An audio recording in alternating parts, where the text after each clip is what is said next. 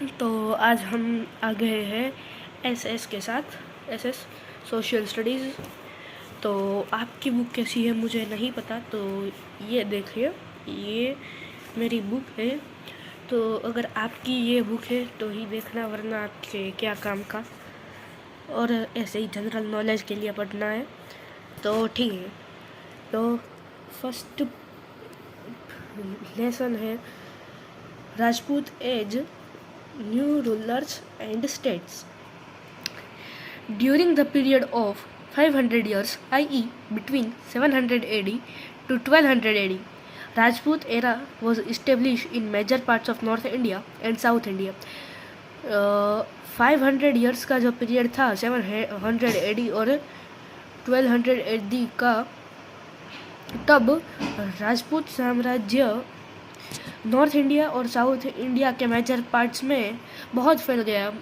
North India like Kashmir, Punjab, Delhi, and south India मतलब तो आपको पता ही होगा, क्योंकि साउथ की इतनी अच्छी फिल्म आ ही रही है। और नहीं पता तो बता दूं कि केरला, हैदराबाद और वो सब साउथ इंडिया में आते हैं। They kept their Indian Hindu culture alive. Let us learn in detail about the small and large yet. उन्होंने, जो राजपूत थे, उन्होंने हमारा इंडियन हिंदू कल्चर जिंदा रखा। Let us learn in detail about the small and large yet. चलो तो small and large Rajput kingdoms के बारे में पढ़ते हैं। तो पहला हमारा पॉइंट है Harshvardhan period. In 7th century, after the death of Harshvardhan, his vast empire was divided into small independent states in North India. 7वीं शताब्दी में जब हर्षवर्धन, जो एम्पेरियर हर्षवर्धन थे वो, इनका आप फोटो इधर देख ही सकते हो, एम्पेरियर हर्षवर्धन, उनकी जब डेथ हुई थी 7th सेंचुरी 7वीं शताब्दी में, तब उनका जो पूरा एम्पायर था, उनका पूरा साम्राज्य था, वो स्मॉल इंडिपेंडेंट स्टेट्स में डिवाइड हो गया था इन नॉर्थ इंडिया। पहले मैंने अभी आपको कहा ही था कि नॉर्थ इंडिया मतलब क्या। और similarly independent states were formed in south India also after the death of Pulakeshi II। और इंडिपेंडेंट स्टेट्स साउथ इंडिया में भी बने पुलकेशी II की डेथ के बाद। पुलकेशी II का फ़ोटो तो नहीं दिया गया है, वरना चलो मैं एडिट करके डाल सकता हूँ तो डाल दूँगा। This period of middle age is called the Rajput era in Indian history. ये जो पीरियड था उसे मिडल एज कहते हैं। दिस पीरियड ऑफ द गलती हो गई मुझसे। This period of middle age is called the Rajput era in Indian history. ये जो मिडल एज वाला पीरियड था उसे राजपूत एरा कहा जाता है इंडियन हिस्ट्री में। और जो इसके पहले मैंने कहा कि गलती हो गई, वो कुछ ऐसी गलती नहीं थी, वो उसका मीनिंग भी यही होता है। चलो तो नीचे आ गया है नो दिस। ये नो दिस है। द वर्ड राजपूत मीन्स राजपुत्र। राजपूत का मतलब होता था राजपुत्र। राजपुत्र मतलब राजा का पुत्र। As per description of Bhatt bards, there were 36 clans of Rajput in 14th century. वहाँ that time मतलब उस समय में 36 clans हुआ करते थे राजपूत के इन 14th सेंचुरी। तो आगे पढ़ते हैं अब। Rajput were brave so that reign lasted long. Rajput थे, वो बहुत ब्रेव होते थे, इसलिए उनका साम्राज्य ज़्यादा चला। They kept their promises even at the cost of their lives. वो अपने प्रोमिसेस अपने जीवन की जगह पर भी रख देते थे। अगर प्रॉमिस कर दिया तो मरना पड़े तो भी चलेगा। they would rather die than show their back to enemy. वो दुश्मन को पीठ दिखाने से अच्छा मरना समझते थे, मरना ज़्यादा पसंद करते थे पीठ दिखाने से. They were protectors of गाँव ब्राह्मण्स. वो गाँव ब्राह्मण्स को प्रोटेक्ट करते थे. गाँव ब्राह्मण्स मतलब गाँव मतलब जो गाय होती है वो, और ब्राह्मण्स मतलब Brahmins. They would protect the surrendered at any cost.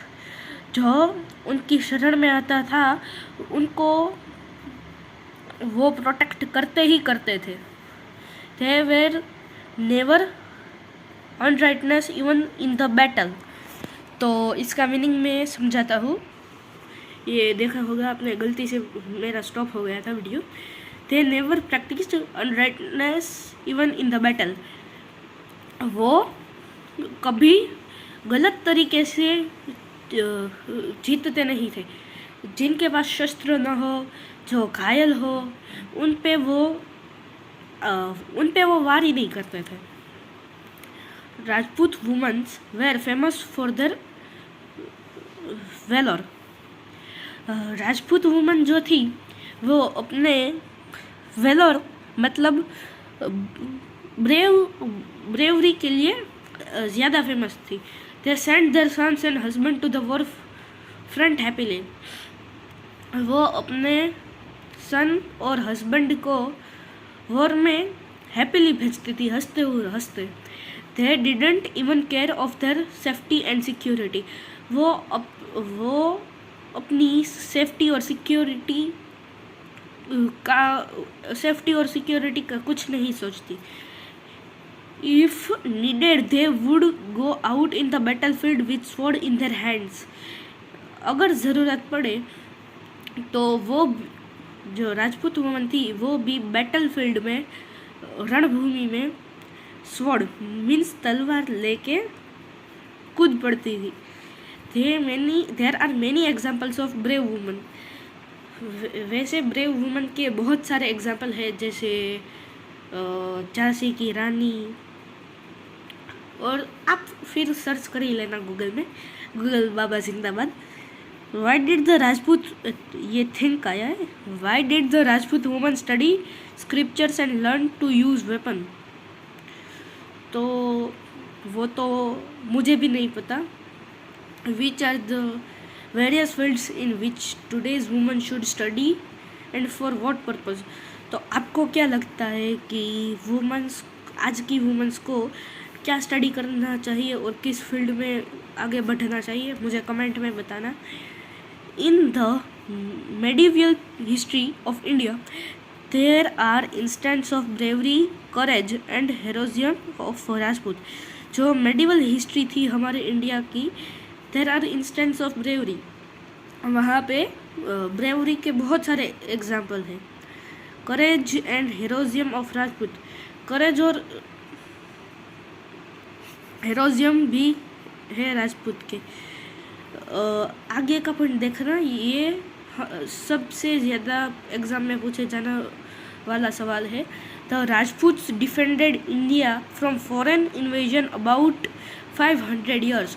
तो एग्ज़ाम में आपको पूछ सकते हैं कि the Rajput defended India from foreign invention for about how many years. तो इसका मीनिंग मैं अभी समझा देता हूँ. राजपूतों ने हमारे इंडिया को फॉरेन से